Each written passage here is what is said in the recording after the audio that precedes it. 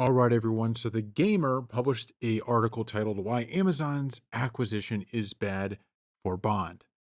Um, so we're going to read part of this and just kind of take and discuss what's being talked about.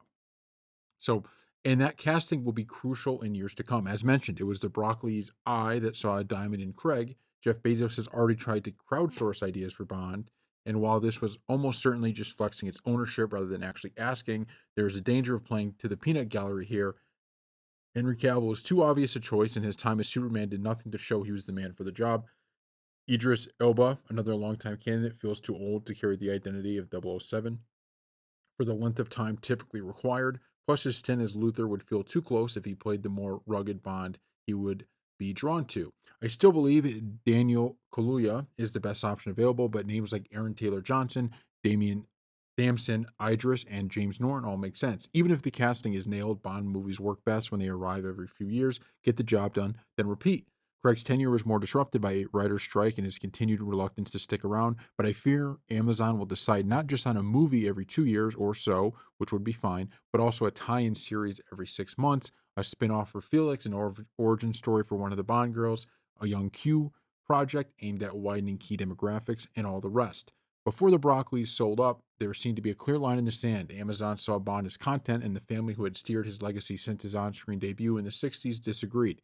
Money talks, and now Bond is content. The question now is, can Bond be content and still be Bond?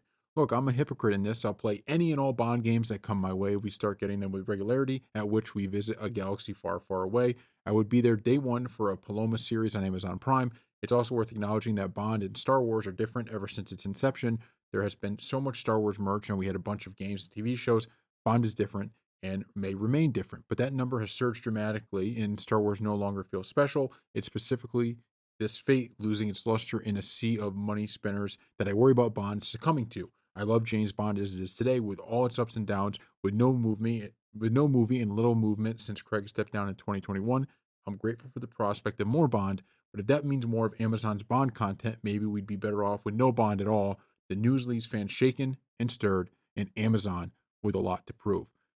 So this was written by Stacey Henley, the editor in chief of the Gamer. Now I want to say, I think her last line is phenomenal. So I'm going to just read this one more time. The news leaves fans shaken and stirred, and Amazon with a lot to prove.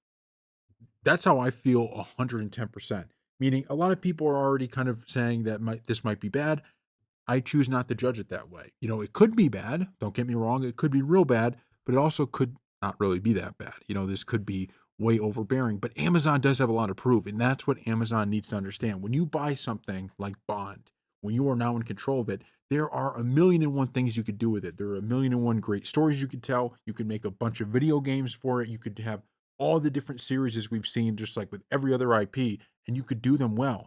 That's the key. Think about what we see with Batman in terms of the actual movies and the video games, right? We got a bunch of great Arkham games. We got a bunch of great Batman, obviously the trilogy, right? That everybody loves. But then they came out with another Batman and they delivered again.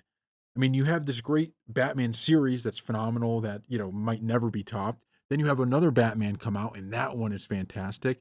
And then you have this show, The Penguin, which comes out and it is phenomenal as well. They could do that with James Bond. They just have to focus in. And the key in all of this goes for the games, any merch, whatever you do with James Bond. The key here is very simple. You have to put people in charge that love James Bond. If you're somebody that doesn't like James Bond, like even for me, I mean, I'm a fan of James Bond, but I don't know all the lore and everything like that. I'm just kind of a fan from a distance. So I shouldn't be hired to be directing a Bond film or to be planning out a Bond game or something like that. You need to find people who love this series because that's the target audience. You're making this for Bond fans.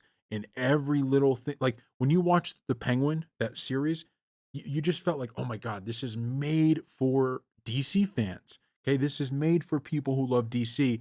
Do the same with Bond, and you can have all the spin-offs you want. People will succeed. Part of the issue, I think, with Star Wars is they've kind of gone away in a little bit they've kind of gone away from that usual, cookie cutter Star Wars formula, and they've done other things with it. They've tried to expand it and that hasn't worked. So with this, that's what you have to do.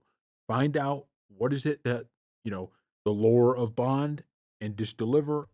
And then after, you really do a good job of hitting it out of the park on a bunch of different fronts, maybe you try something a little bit more, out of the comfort zone that you think will be an upgrade to it and see if that works. But before you do that, stick to the stuff that you know is going to work and just deliver high quality video games, high quality shows, and the whole nine. So thank you all for watching.